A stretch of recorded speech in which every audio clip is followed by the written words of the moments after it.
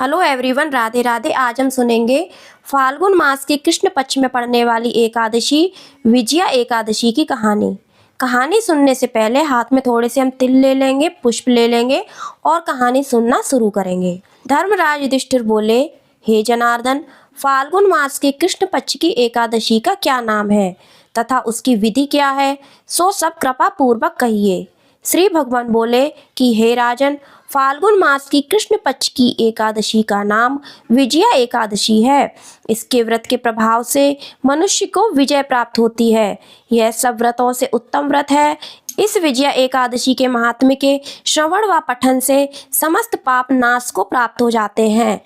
एक समय देवर्षि नारद जी ने जगत पिता ब्रह्मा जी से कहा कि हे महाराज, आप मुझे फाल्गुन मास के कृष्ण पक्ष की विजया एकादशी का विधान कहिए।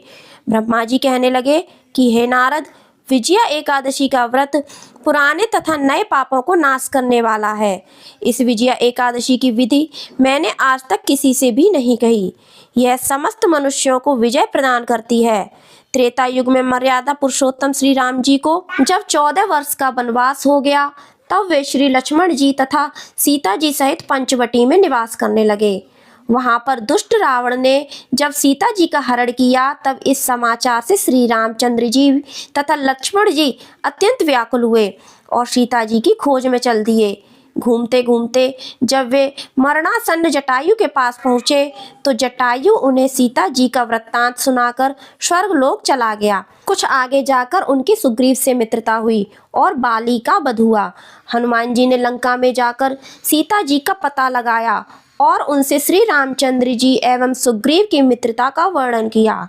वहां से लौटकर हनुमान जी श्री रामचंद्र जी के पास आए और सब समाचार कहे।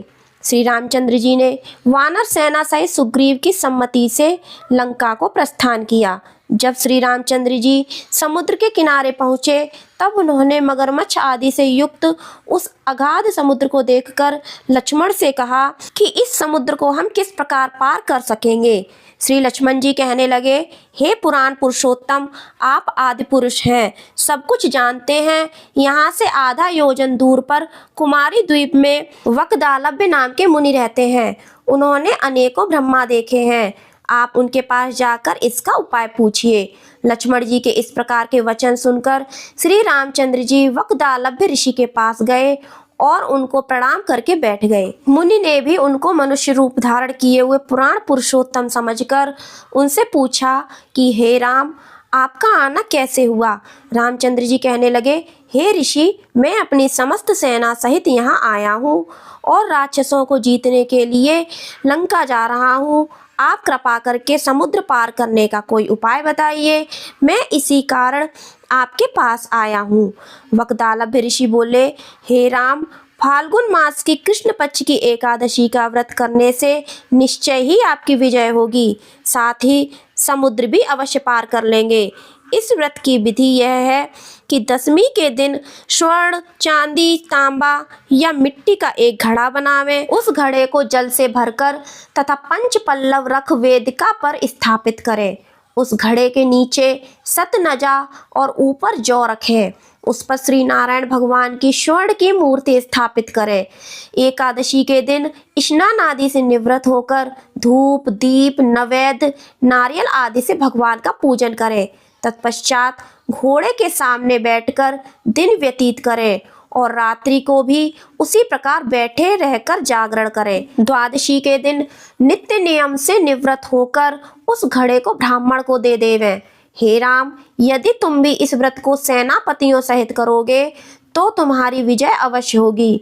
श्री रामचंद्र जी ने ऋषि के कथनानुसार इस व्रत को किया और इसके प्रभाव से दैत्यों पर विजय पाई। अतः हे राजन, जो कोई मनुष्य विधि पूर्वक इस व्रत को करेगा, दोनों लोकों में उसकी अवश्य विजय होगी।